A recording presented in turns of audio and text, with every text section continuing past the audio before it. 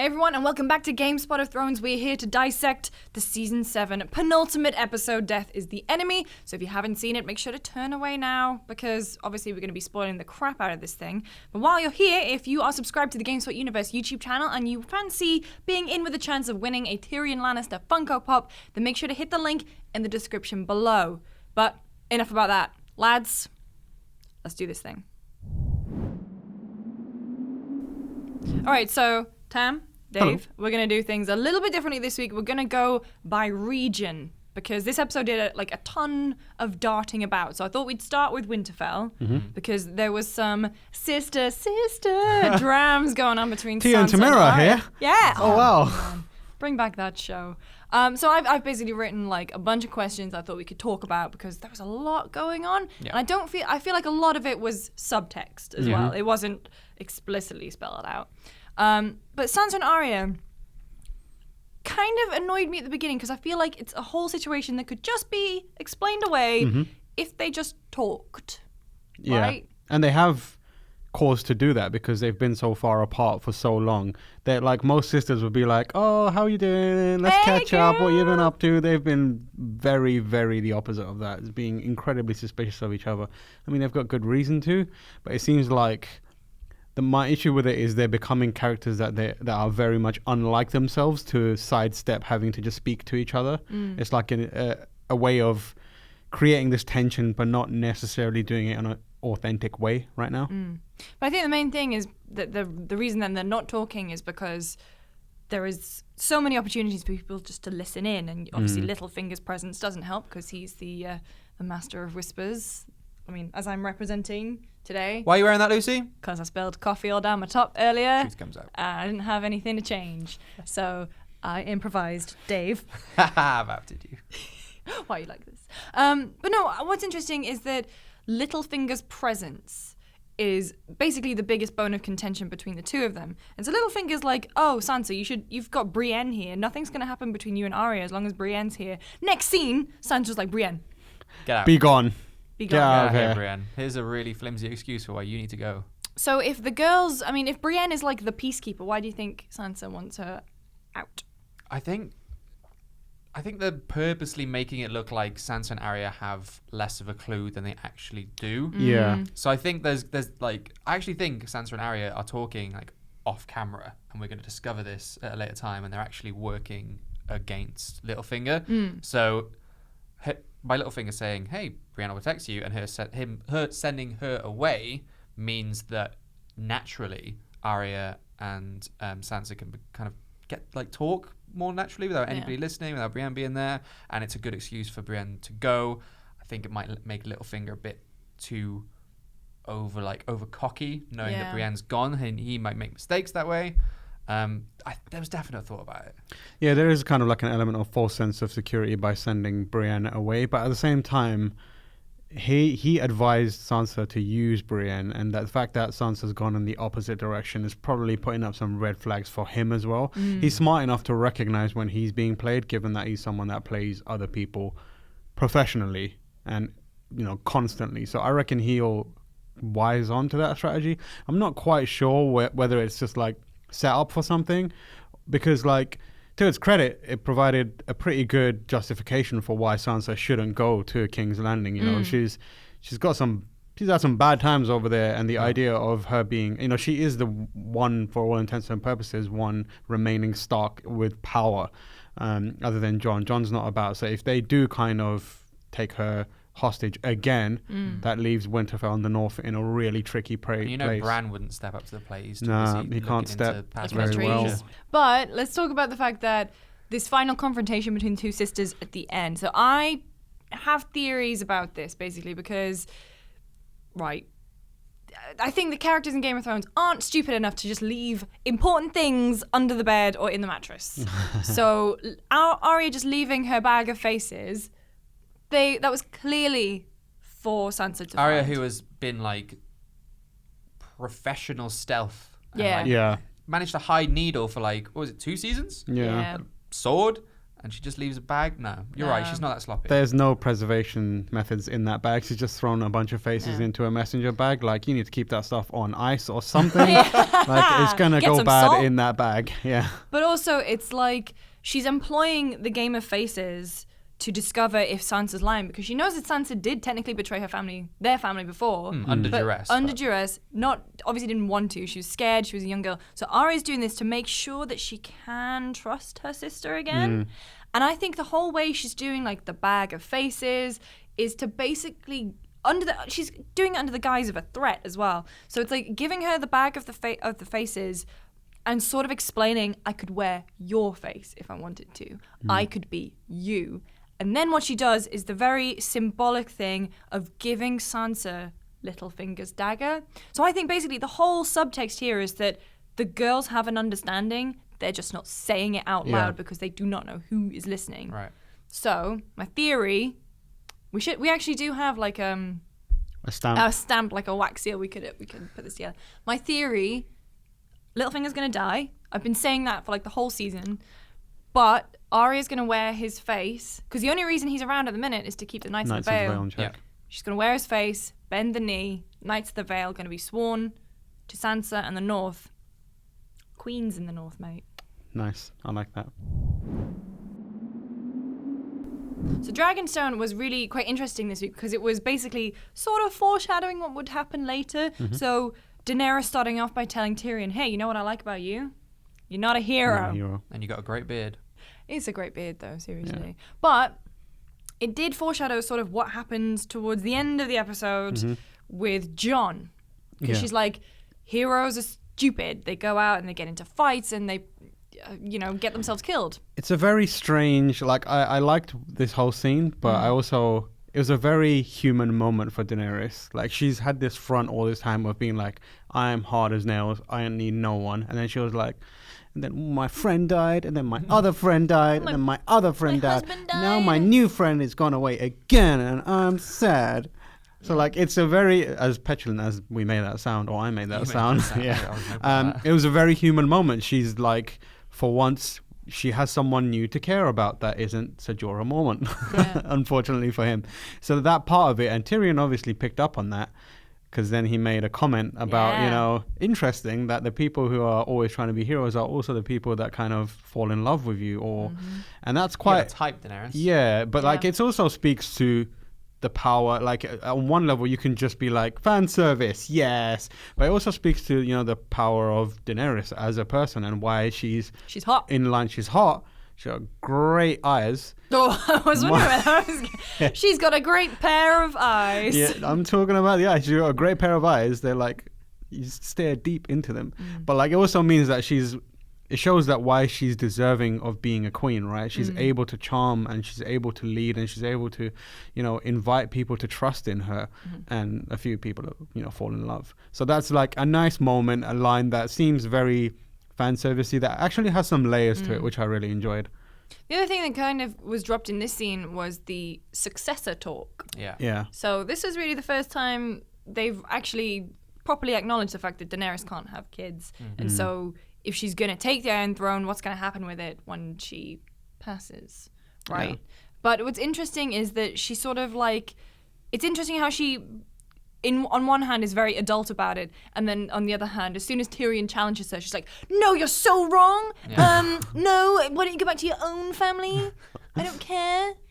So this part was like, overall, it was like the culmination of the conversation Varys and Tyrion had before, right? Where Varys was like, you need to get her in check. And this was him kind of standing up for himself, and for the first time doing what Daenerys hired him for. She originally, when she made him hand of the would-be queen, she basically said, I like you because you're going to tell me like it is. And until now, he hasn't been doing that. I think he's been intimidated by her, intimidated by the dragons, and intimidated by the whole situation. So he's been kind of like light-footed in the way he treats her. So this was the first time where he stood up and was like, you screwed up. You could have let, the Tarleys, think about what they did, but you burned them. And I think the way she reacted, as you said, is part of her realizing that she might have screwed up in that moment as well. Because, that is a very un-Daenerys thing to do, and for him to finally stand up to her and say that and put it out there, I think she's had a moment of realization there.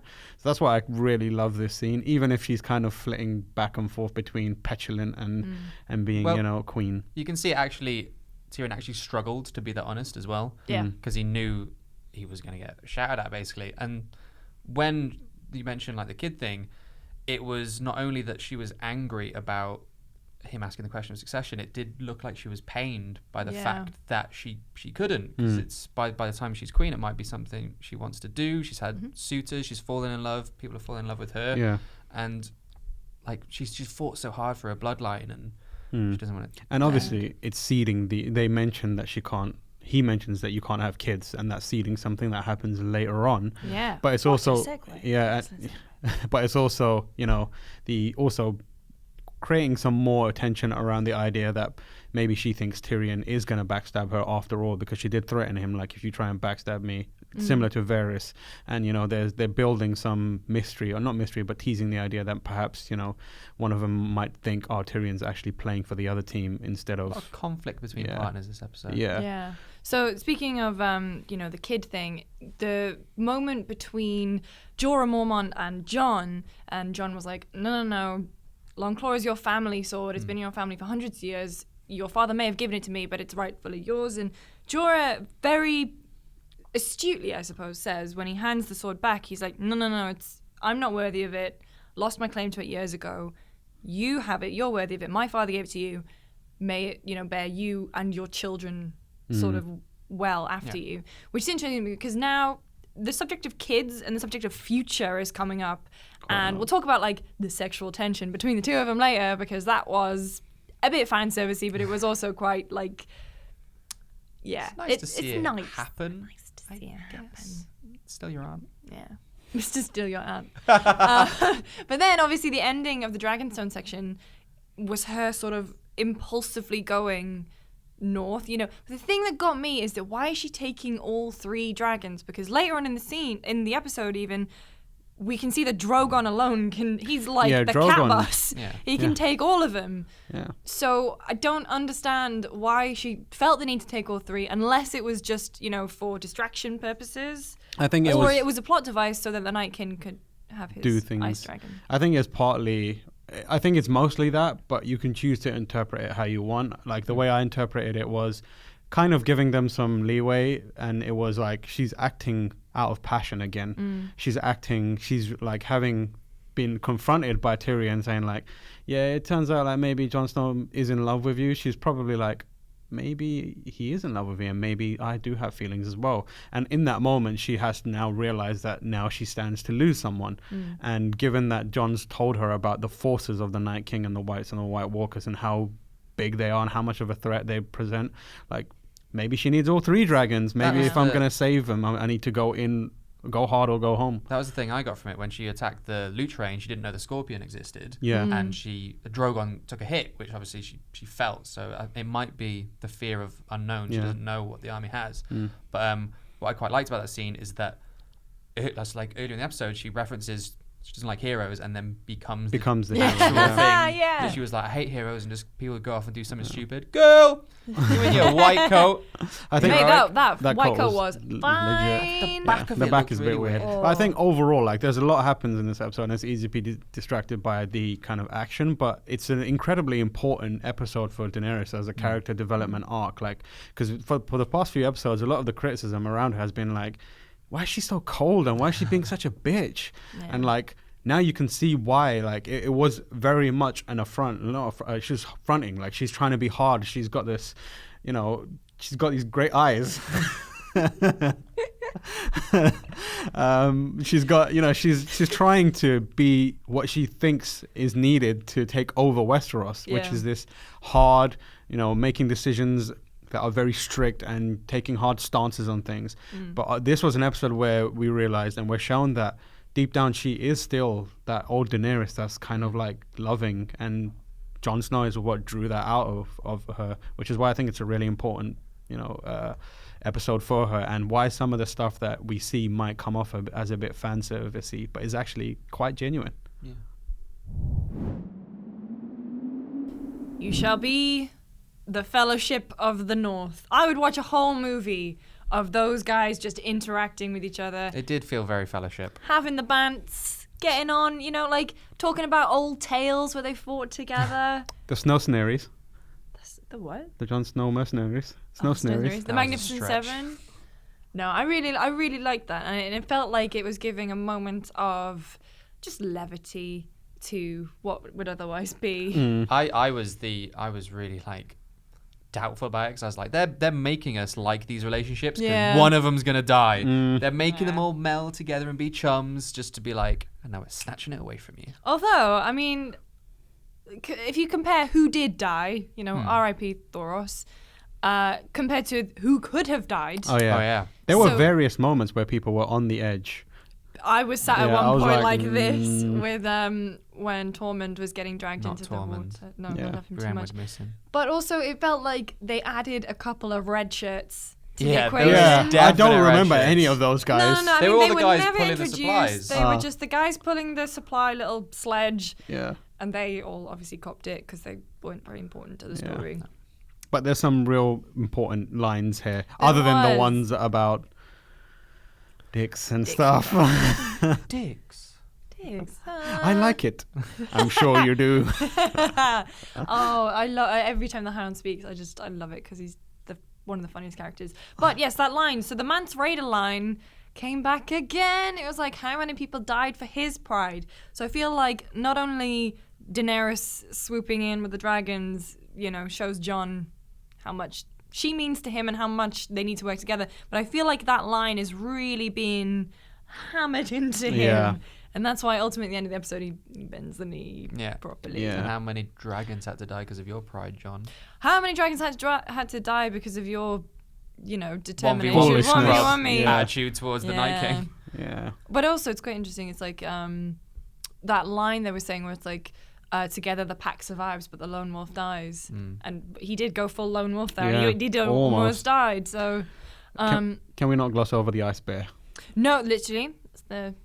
Oh, actually, you've skipped ahead one. Oh, okay. I was just going to talk briefly about the death is the enemy, the first and the last, and the enemy always wins. I didn't like that line, That That line, line feels very It ham-fisted. requires some dissection. You're like, Because Yeah. you're like, what? pause that. What did he say?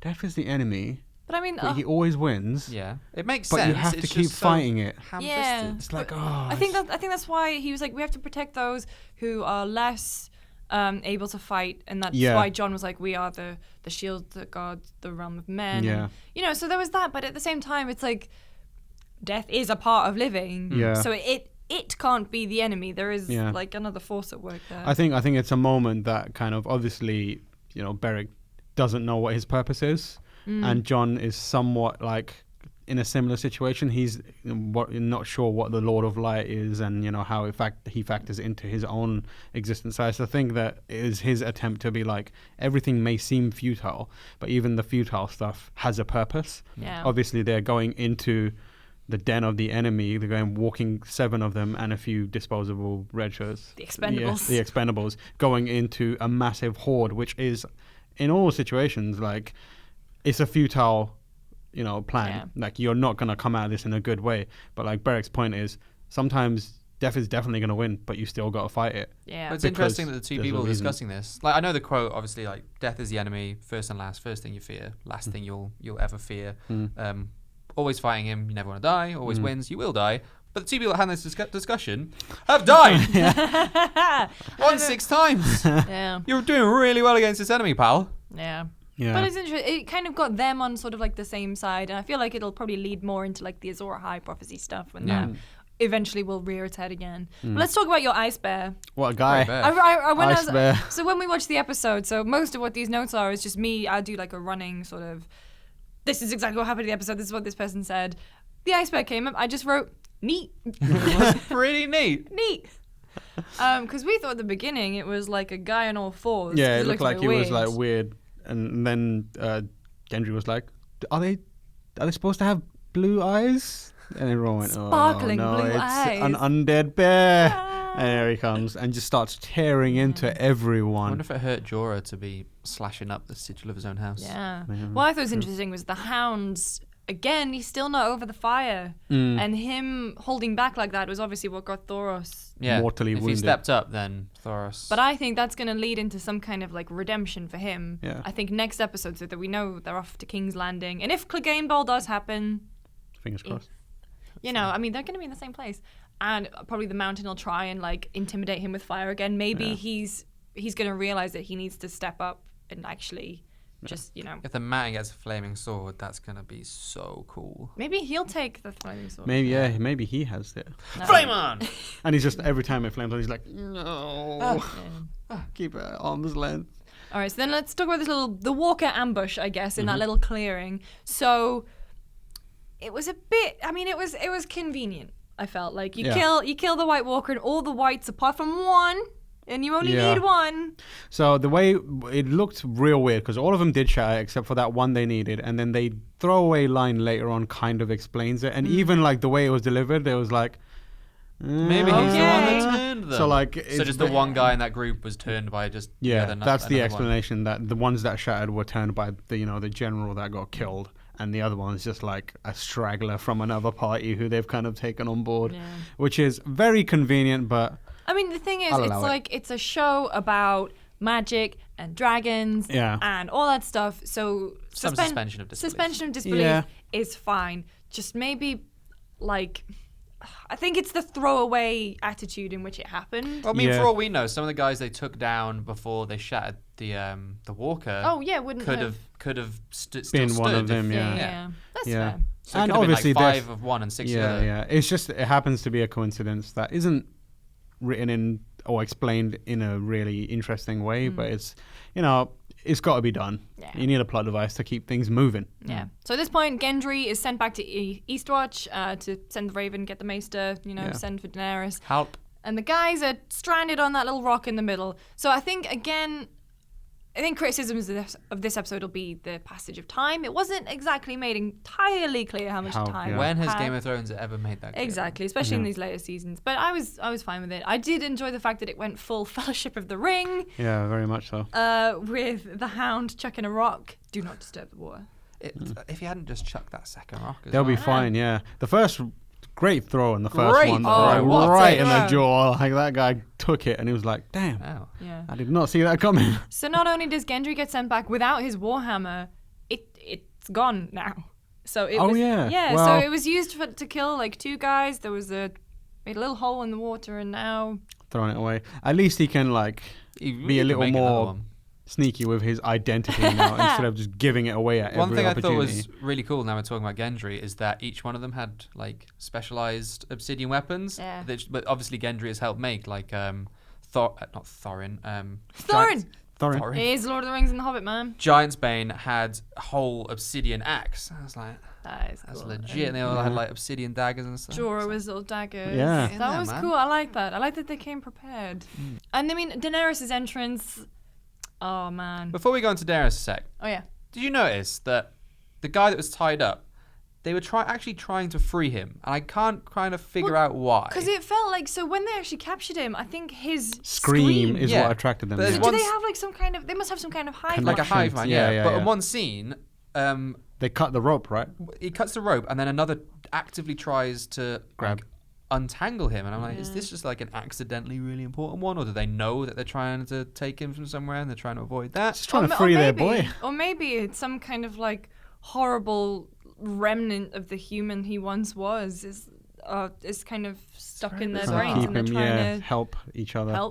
I guess, I mean, they are all of one species, undead or dead, doesn't really matter. So I guess they want to try and help each other. They have the same instincts as a human, I guess. Yeah. But, they're colder.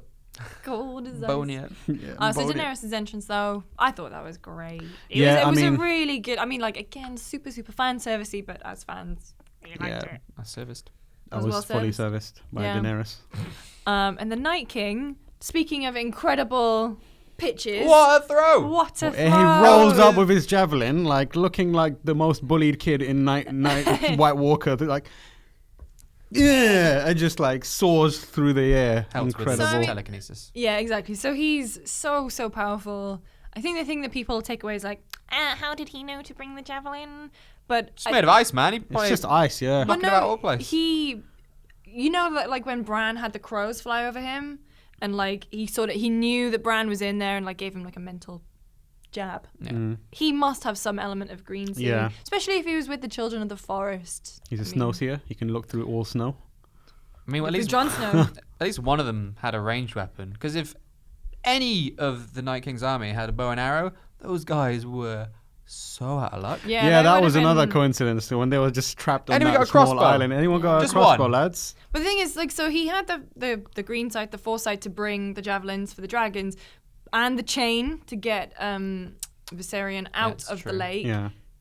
Weirdly, though, they didn't have the giants. You would Yeah, have thought a couple that. of giants would have managed that, lads. Yeah, Although yeah. giants on that thin ice. they Yeah. could have Yeah, been like, maybe "Hang back, he big even boys." thought ahead of that. So we referenced it there, but one of the dragons did get killed, But unfortunately. you knew that. It was very, very sad. Like, I think that was the moment that actually touched me the most. Yeah, Like, I was like, man, that dragon didn't deserve that. It was just I chilling. mean, I had it spoiled for me Yeah. before. Thanks, Same. internet.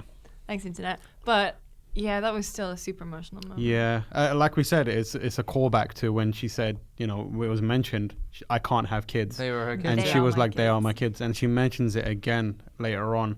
And obviously, a lot of her identity is not trapped, but like tied up in those dragons. A lot of her history is trapped in those Top dragons. line of like, her LinkedIn. yeah, it thing. says My has Lord 3 dragons, but like her history with the, you know, the Dothraki and everything she's been through, it's all represented by her 3 Been there dragons. with her literally since season 1, episode 10. In more ways than one, they are the symbol of her power. So now that she's lost one and it's actually been turned against her, that's going to have a devastating mental impact on her. Like that is some mind games Yeah. the Night King is playing against her. So once she takes off on Drogon and Rhaegal vanishes straight up, which I was kind I'm of. The thing is, I mean, I assume that Jon and Rhaegal. I assume that Jon's going to ride him. Yeah. Right? But I think maybe it just wasn't meant to happen in this episode. But it would have been nice because obviously Rhaegal is named for After his Jon's father. dad. So that would have been a real cool moment. But the thing that not annoyed me, but like Benjen's appearance. Yeah. I felt like he just turned up just to die. Yeah. Yeah. It was very much a It was like they needed Benjen not to be thought about anymore because he could have Yeah. affected the storyline, but then they Yeah. also needed a way for Jon to escape. So the easiest way to do both was for Benjen to turn up, die, Yeah. his horse gets out of it. But 2 also, people can fit on a horse, by the way. I was literally gonna say it was basically the Titanic. There's not enough room on this door. There Yeah. is enough room for those guys on that horse. It was I guess his thought was I need to, because there is a lot of them, I need to keep them at bay Yeah. long enough for him to get a decent lead Yeah, on he it. does it for like 6 seconds. Yeah, he Yeah. kills maybe like 2 or 3 And of there's them. so and many of them, they could have just been like, all right, you 100, take out Benjen. You 100, keep chasing that horse. Yeah. I love the way John was just like, Uncle Benjen. Like, I would have been like, Uncle Benjen? What? Why are you blue? What is going on here? Uncle Benjen as well basically did I don't have time to explain why I don't have Yeah. time to It's explain. just Get on like, the horse. Get off, get on, let's Yeah. do this.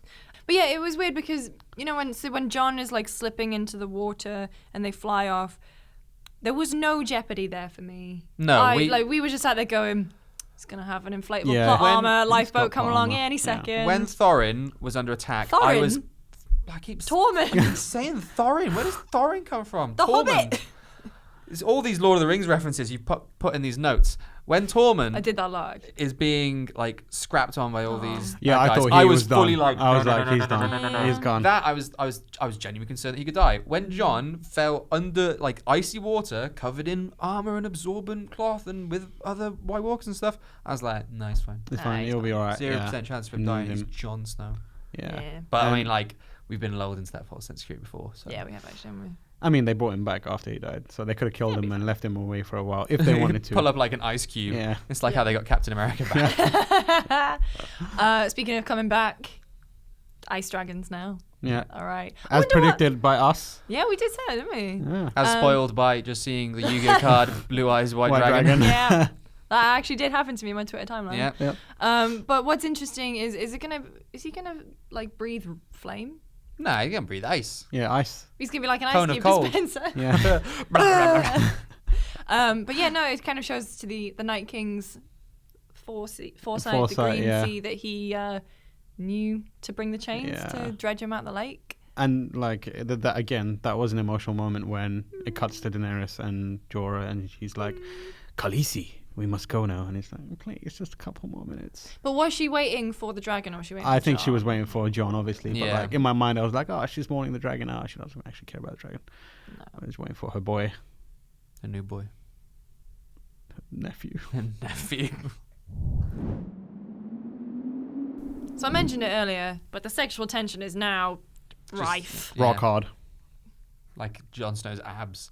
Mate, Dude is shredded. what is? Yeah, I was Like Kit Harington. My man. man. But no, it was nice. So they fight. He's bent the knee. Well, Fighting. he didn't technically. He's like bent. If I could get out of bed, I would. Yeah. That's the loophole when they turn enemies later. Like, technically, I was in bed. I Yeah. did nothing. I did nothing, but you know, it was the nice hand holding, and she was like, Yeah. "We'll fight together. I know the threat now. I believe Yeah. you." And Jon admitting that he wouldn't have done the same thing if he had another chance. He was like, I screwed up. And recognizing that those dragons are important, and the fact that they lost one of them is a monumental. yeah. Like, And then disaster. Daenerys recognizing that the knowledge of the enemy Yeah. is just as important as the Yeah. loss, though. So like both sides lost something, but now they're on the same page, which Yeah. is where we wanted them to be. Yeah. Yeah. One of them's shirtless. One of them was shirtless. But also, it's so you know the dragon has 3 heads thing. Well, I It's don't got know. 2 heads now. I don't know because it's interesting because it could be that, you know, if Viserion still counts as one of her dragons, even though he's turned to the other side. But it could also be that, you know, there's going to be Jon, there's going to be Daenerys, and there'll be a baby. Or it could be Tyrion. Or Tyrion could be the Do you reckon third. they could do some Lord of Light stuff to resurrect the dragon in a nice way?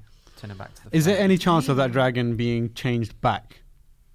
I don't know. Yeah. I Once again? don't think so. Because when they Because it's dead, right? when they kill the Night King, that means that Oh, yeah. All of it's gone. all of it's gone. Damn. So it might just be, you know. He's my favorite one. Really? No, Nah. it's obviously Drogon.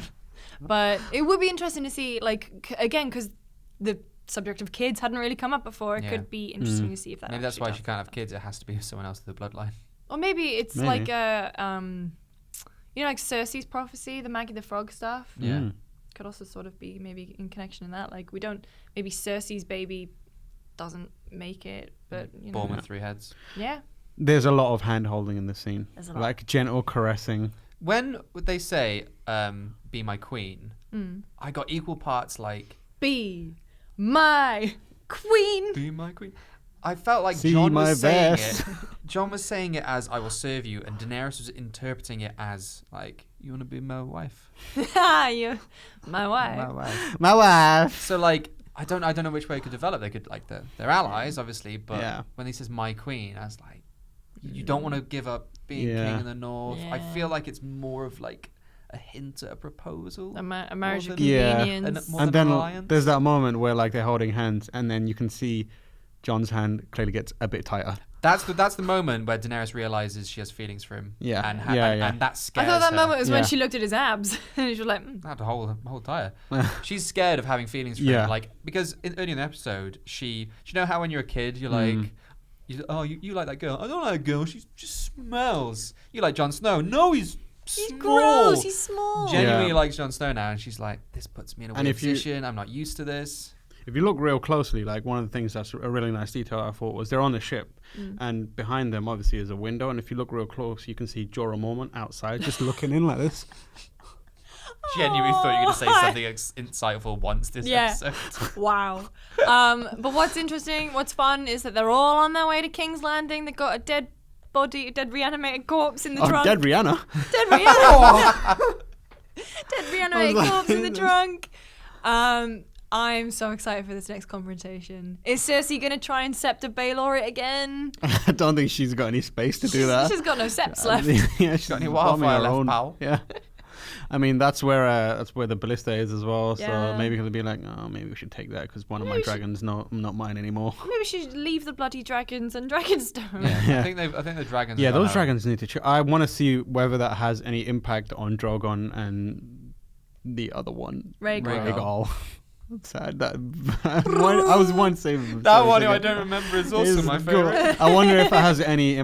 They probably won't explore it, but like those two just lost a brother. Is it going to be There like? was like a sad. Yeah, there was like a scream. See, this is a weird comparison, but I got 2 dogs at home. When I separate them, the other one's like, "Where's my dog friend?"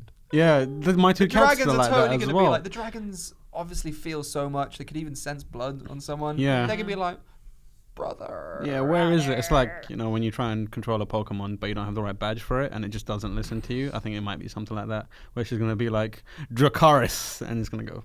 This is basically like it's when going to Ash go, got no, the you need to Charizard. defeat Brock first. You don't have enough badges to control me. Okay, well, remember to join us here, same time, same place next week, because we're going to be breaking down the season 7 finale. I can't believe it's come around so soon. Too quick. Come around 3 weeks earlier than last year. But if you want to be in with a chance of winning the Tyrion Lannister Funko Pop, make sure you're subscribed to the GameSpot Universe YouTube channel and hit the link in the description box below. Of course, make sure you come join us in our comment section. We love hearing from you. Come tweet at us. I'm at Lucy James Games. I'm at Tamoor H. I'm at a regular Dave. And we'll see you next week. Season finale.